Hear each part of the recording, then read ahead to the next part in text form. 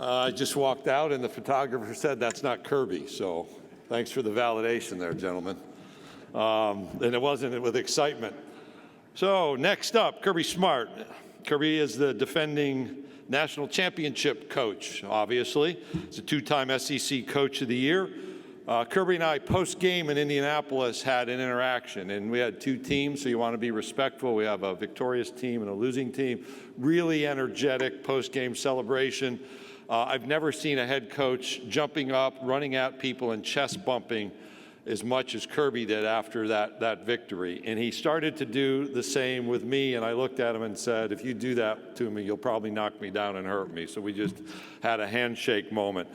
During that weekend in Indianapolis, his family was a part of all that happened around the game.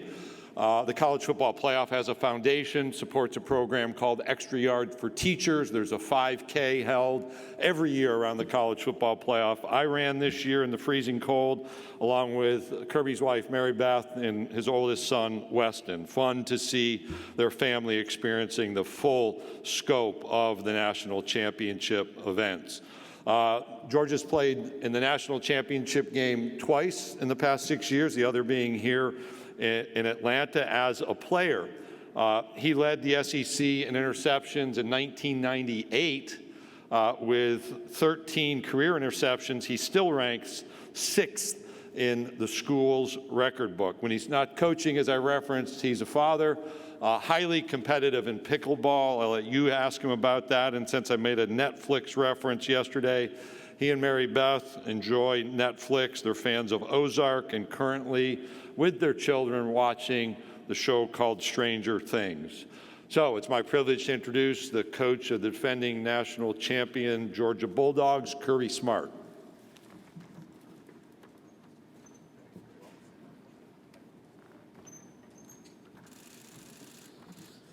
Well, sounds like my wife is giving all the secrets away there. I wonder why she asked me the other day if her talking about pickleball was okay. So she obviously had gotten requests from Greg. But thanks, Greg. I appreciate all you do for our conference, our game. He works tirelessly alongside of our presidents. And I'm very fortunate at University of Georgia to have one of the best presidents in the business. President Moorhead is the member or leader of so many committees. I can't even remember all the names of them, but he does a tremendous job trying to make sure that our game is safe and that things are headed in the right direction. And I appreciate what he does for us. I want to go reverse order today. So I usually thank you guys at the end.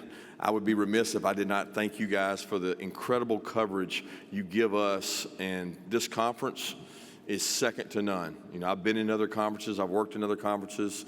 This is my 24th year being involved in the SEC, and it literally is the best there is, and you guys make it that way, so I really appreciate what all you guys do. I also want to take an opportunity to give a shout out for the 50th anniversary of Title IX. You know, I got a wife at home that played college basketball. That wouldn't have been possible without Title IX. And also am a girl dad. My daughter Julia is an athlete and runs cross country, plays basketball. And, you know, I want to thank the people and the leaders in the SEC who have promoted women's sports for a long time. And our women's sports programs in the SEC are incredible. Most competitive there is of any conference there is out there in all sports. So I love being able to honor that anniversary as well. I'd also be remiss if I didn't talk about our opening game. You know, the Chick-fil-A kickoff game for us. We get to open against Oregon. I get to go against a longtime friend and a guy that meant so much to our program in Dan Lanning. But we open against Oregon right here in Atlanta, and we're excited for that opportunity. We get a chance to represent the SEC right off the jump. So our players are excited about that, and so am I. I'm also going to go reverse order and talk about the players that we have here today. When usually I end with that, but you know, we got a special group here. I think anybody would be proud of the players they bring. That's why you bring them. But this group is really special to me. Stetson Bennett, we all know his story. I think you guys, if you ever wanted to do a documentary, this guy's been through it. When you look at what he's done and what all he's been able to do, he's going to graduate this fall in economics. he's from, I like to kid him because people think he's from Blackshear. He's actually from Nahunta. So if you want to do some research, go look up where Nahunta is, and he was a transplant to Blackshear from Nahunta down in South Georgia, and certainly a great family, and he's going to graduate in the fall, like I said. Nolan Smith is now a math major, and he'll be soon to graduate. He's come back for his senior year. What an incredible personality he has. He's one of these players that pushes our team. I tell the story all the time about our players working out, and as strength coaches and leaders in our organization, we don't like for our players to bend over. We feel like it shows weakness if you bend over during your runs. And Nolan was screaming so loud one day at our players. I had my young 10-year-old out there, Andrew, and he was trying to keep up with the players running 40s. And Nolan screamed and yelled about being bent over, and I was looking at Andrew, my son. He was bent over, and he popped up real fast. So when Nolan screams at you, you wake up quick. And he demands a lot of respect in our program because of the way he works. And he's from Savannah, Georgia. And then the third guy we were able to bring was Cedric Van Prant, who's been our center, kind of our caller of fronts. He was a tremendous guy to recruit. He does everything the right way.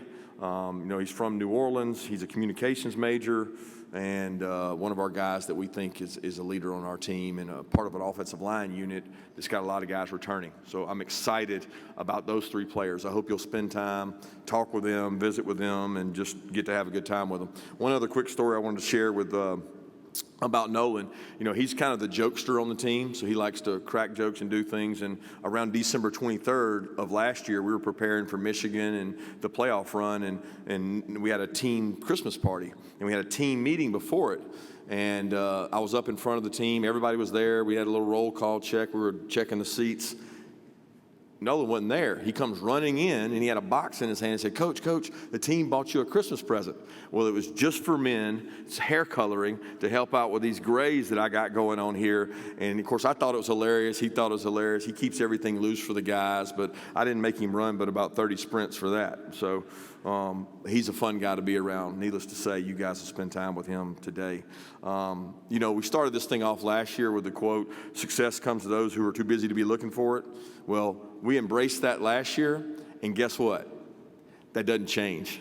So for our team, it's embedded in what we do. We didn't build this program on hoping for one-year wonders or hoping for one opportunity. We built the program to be sustained, and you sustain it by what you do every single day.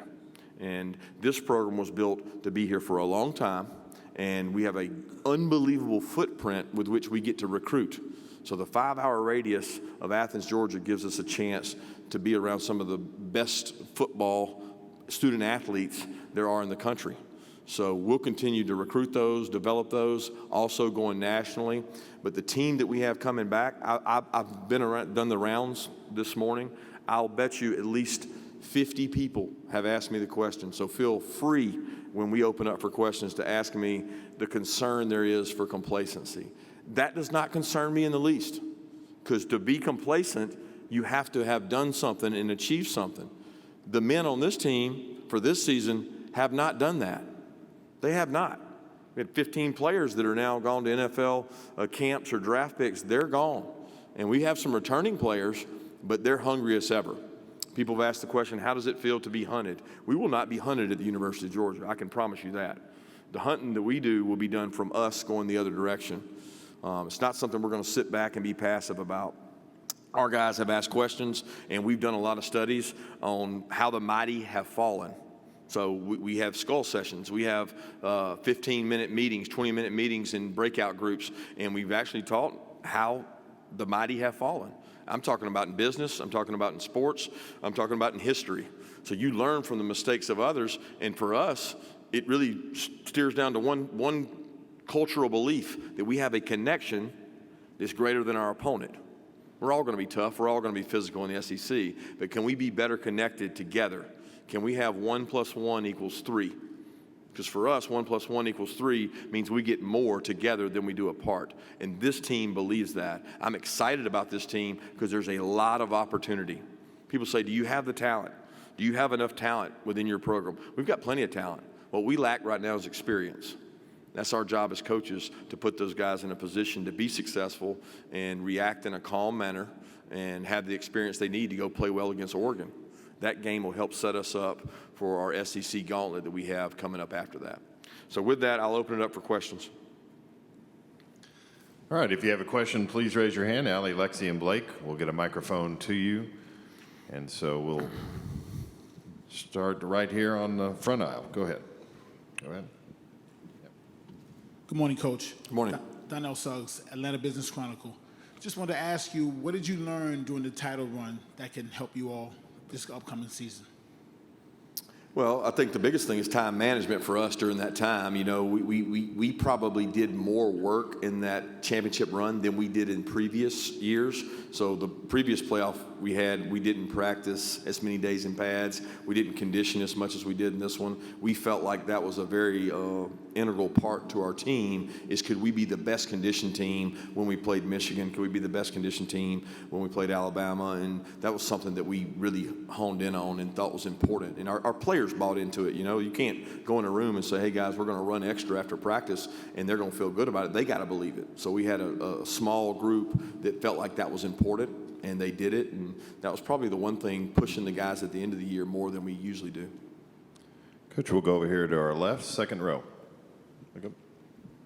Coach, you said after the Lance McCurley, Oconee News, you said after the spring game that this team needed to find its own identity. And with fall camp just around the corner, do you have any indication of what this team's identity might be heading into this upcoming season? Yeah, hungry. I talked about it earlier. I mean, there's a hunger among this group that a lot of guys want to prove that they can replace the other guy. And they don't want to be the other guy. They want to be the next guy. And you look across the board, we had some really high-profile players, really on defense and offense, when you count the backs and the receivers, that we have to replace those guys. And the hunger comes from the opportunity the talented players behind them have. And I'm excited. That's why complacency is something that happens to people that don't look what's going on. We don't have that problem.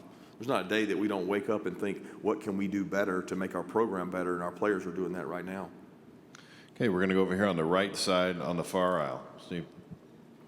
Hey, Coach. Steve Moulton, WZZN from Huntsville, Alabama. I noticed second game of the year you're playing Samford and Coach Hatcher as well. If you could talk about your experiences at Valdosta State in the Gulf South Conference and kind of coming full circle, if you will, in game two.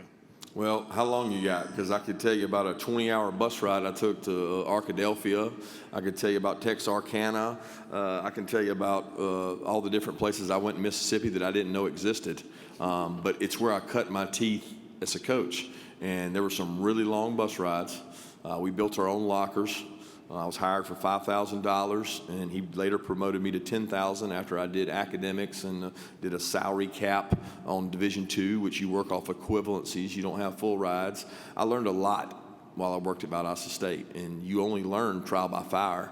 And I certainly appreciate Coach Hatcher for giving me that opportunity. He's at Samford, which is my father's alma mater. My dad played at Samford and was a college football player there, so it's always unique when we get to play Samford because my dad gets to pull for his old school. And Hatcher's a good friend, and he's done a tremendous job. Coach, we're going to go right in front of you on this near aisle. Johnny. Good morning, Coach. Johnny Ballpark Franks with Franks Media in Nashville and Huntsville. You alluded to this earlier. You've been a part of national championship programs with Georgia and Alabama. I'm curious, you've also seen the other side of that coin. What's the biggest differences and similarities in the offseason and being able to manage expectations as you prepare for an upcoming season? I think they're all different. You know, I go back to my first year at LSU. People don't realize they were coming off a national title. I was not part of that, but we had a tremendous team coming back, like uber talented, a lot of draft picks. That was probably one of the toughest jobs that's ever, because you had complacency. You had guys that were going to be first-round picks no matter how they played, off of how they played the year they won the national championship. And then you fast forward through the four that were able to win in Alabama. You have experience. Right now, our staff at Georgia, I have a tremendous staff, probably the best staff I've ever had since I've been there in terms of continuity. Okay, we had 4 coaches change, but the 4 new coaches we've gotten have really jumped on board, grabbed things. They know how to manage this situation. We've got 3 or 4 coaches who've done this before in terms of having won a championship and understanding what it takes to do it again. And it's really, every situation is different, because I've been on teams that had a lot of talent coming back, and I've had a lot of them that had to replace talent. We're having to replace a lot of really good football players. Great news is we've recruited well. We've got good football players. We need experience. But what I love about it is complacency is not the concern. Experience is the concern. And our kids will buy into that, and we'll get them ready in fall camp. Coach, we'll go over here to our left in third row. Coach, Ben Portnoy from the State newspaper in Columbia. You've obviously known Will Muschamp for a long time. I guess just what does he bring as a co-defensive coordinator this year? And I guess how has he kind of added to the program since y'all brought him on board last year? Yeah, Will's been a tremendous asset for me as a head coach, because you value people who have been in your seat.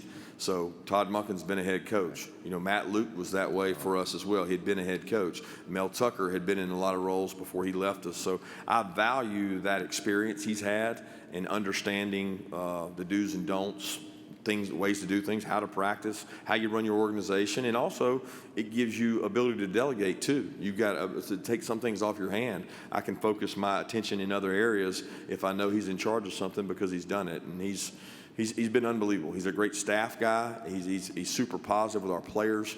Players enjoy and love being around Coach Muschamp, and I'm just very thankful that he and his family are on our staff and with our program. Coach, we're going to go over to our right in the middle. Here we go. Just go right here on the middle aisle. Coach John Bednarowski, Marietta Daily Journal. Eric Gilbert seemed to have a lot of positive momentum going through the spring. How's the rest of his offseason gone, and what do you expect from him in the fall? Well, I expect him to give us an A effort every day. And when you give an A-grade effort and you got the talent that he has, it's a great combination. You know, he's a tremendous athlete. He's had to do some extra conditioning. He was a little heavy for the spring, and he's worked really hard on bringing that down. He had a really good year academically, which was a big hurdle. He had to focus on his academics upon coming to us from LSU, and we expect him to do that. He got a great opportunity this spring. You know, people forget Darnell and Brock were both out. So the opportunity he got, he sees that opportunity to grow and develop. He will have to continue to do that to be a major contributor for us, and he's bought into doing that and being a team player. There's a lot more to being a tight end than just catching the ball, and he's bought into that. Coach, we're going to go here in front of me about midway back. Go ahead. Good morning, Coach. DJ Jones, Sports Visions in Columbus. Mikael Williams out of Columbus, Georgia, the reports are that he's going to be able to help you, and he's only been on campus a few months. Can you talk about his development and what stands out about him? Yeah, the number one thing that stands out about Mikael is his work ethic. You never hear anything about him academically. I look out my window and I see him out there doing extra after every practice. I left work the other day on a Sunday, and he's out there hitting a sled on Sunday. So, guys, when you got a freshman that's out there on Sunday on his own, on turf, 115 degrees out there, and he's out there striking a sled, something special. And he's talented. I'm excited for him. I can't say what his role is going to be right now, because I don't know fully which way we'll use him, where we'll play him, but he's a great athlete. He's a great young man. He comes from a great family and a great program. Allie, if you'll step up a few rows, we're going to go to Mike Griffith on the aisle. Yeah, Mike Griffith from AJC Dog Nation. So Lane Kiffin told us how much you enjoy talking about Alabama and Nick Saban when you come here. So I want to ask you about object constancy, if you've ever heard that word, number one. And number two, I guess it was a few years ago, you said, if it ain't broke, find a way to make it better. Are there some things that you're looking at Georgia coming off a national title season, maybe not broke, that you plan to make better? Yeah, we do a kind of intrusive look every year at what we can do. How did we do in red area? How did we do in turnovers? What are we doing wrong? How are other people doing it better? So, Mike, I think you know every college coach that's worth a dime, he's going to go talk to other coaches and figure out a better way. You know, I give a lot of credit to Coach Munkin and Coach Schumann. Both those two guys, they love getting on Zoom. They love talking to NFL coaches and figuring out a new way to do it. How deep do you play your safety? How do you run your mesh route? What's something new you're doing on the inside zone? We're constantly looking to get better, and our staff does a lot of projects.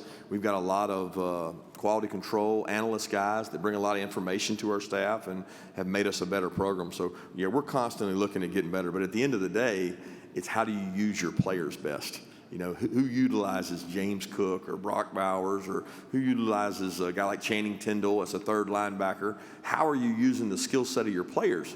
And that's what players want. At the end of the day, players want to say, how are you going to utilize my skill set? What package can you take me as a rusher, me as a run stopper, me as a pass catcher, and utilize that skill set? And that's what we spend our time on. Okay, we're going to go right down the center aisle again. Hey, Coach. Chris Marler, Saturday Down South. First off, congrats. Bear with me here because my family is all Alabama fans, so I'm going to relive this moment.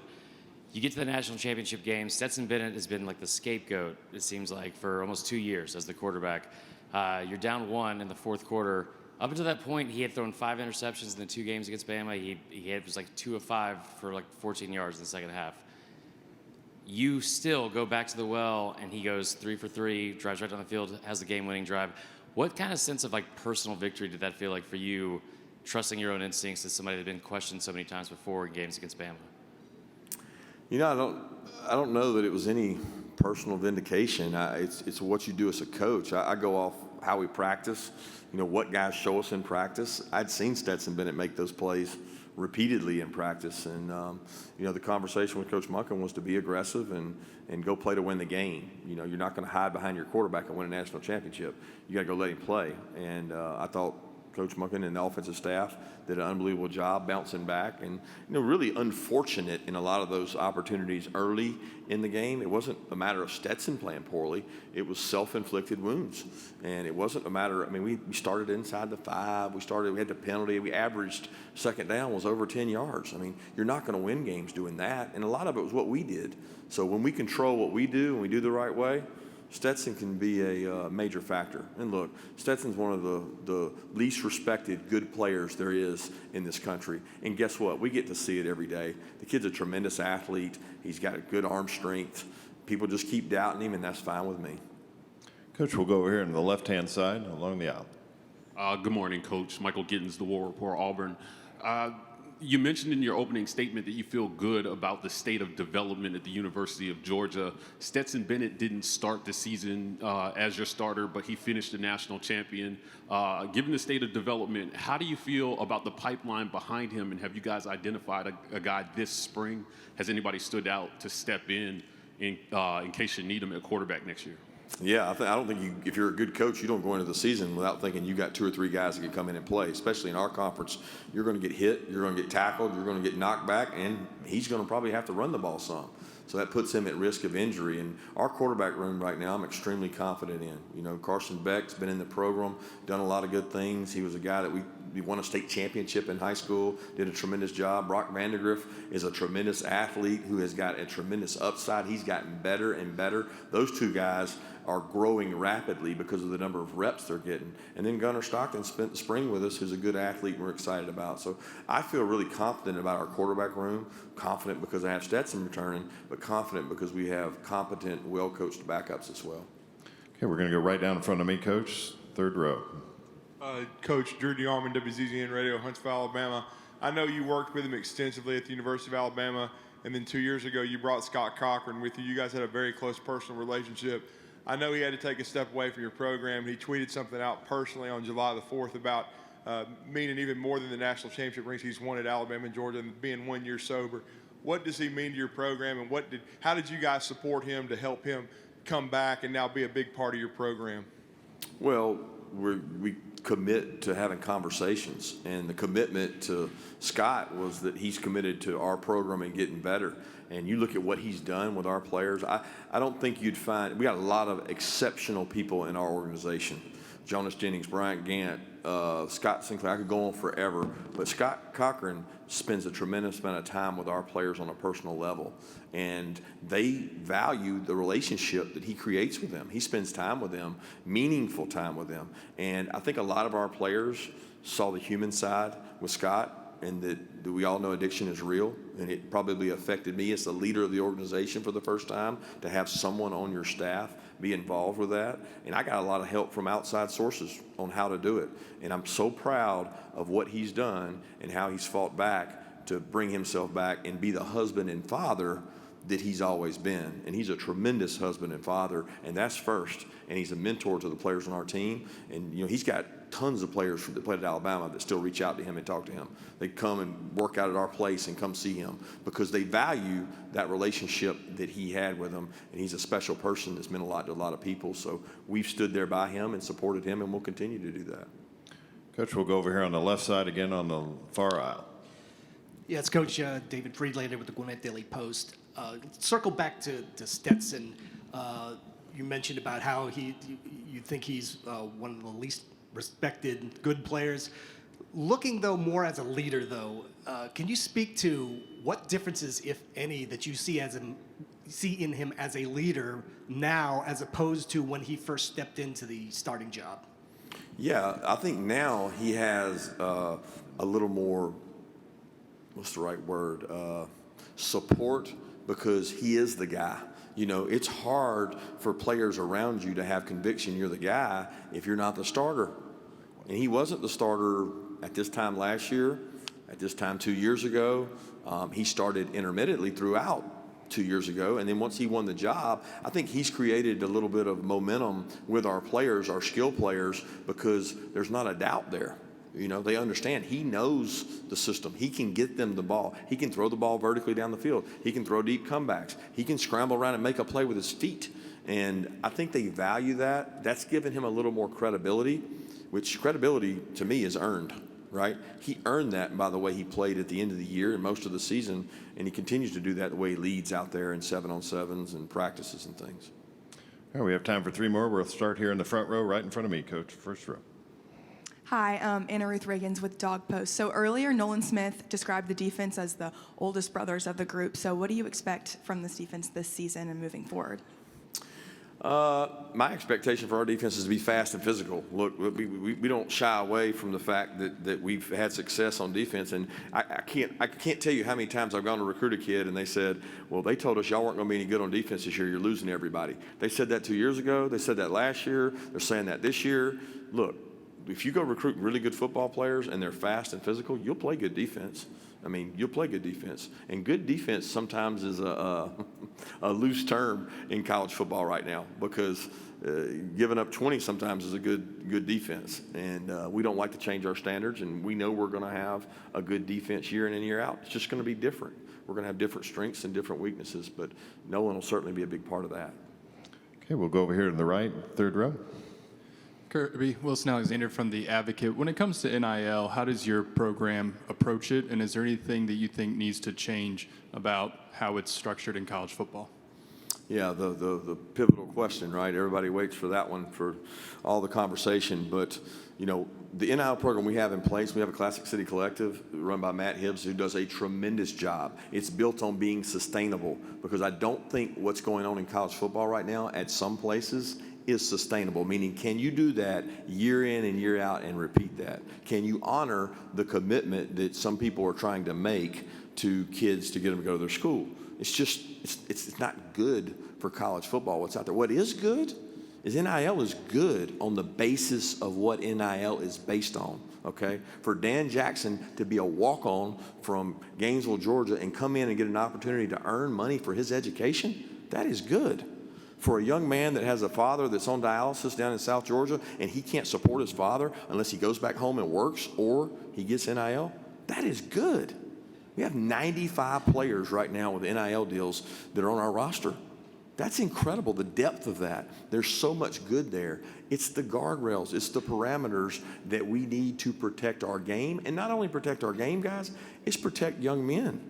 Okay, because for a young man we may have had the highest paid defensive lineman last year in NIL in Jordan Davis.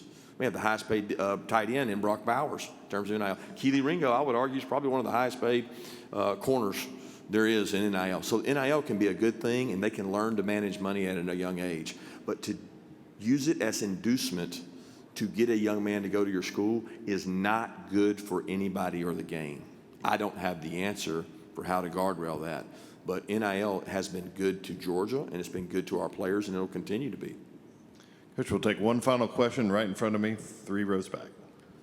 Morning, Coach. Kobe Serena with Bulldog Illustrated. With your tight end room being all the rave right now, I just wanted to ask how you think the new blocking rule will affect tight end play at Georgia. It shouldn't affect us. The new blocking rule, which was a part of the committee that put that in place, we're not a big team that cuts and blocks that way. So it's a safety issue, and we like to block man-to-man, face up. We're not a big cut team, and we don't rely on the cut block, and so it shouldn't change a lot for us. Coach, thank you for your time this morning. Thank you, guys. Appreciate what you do.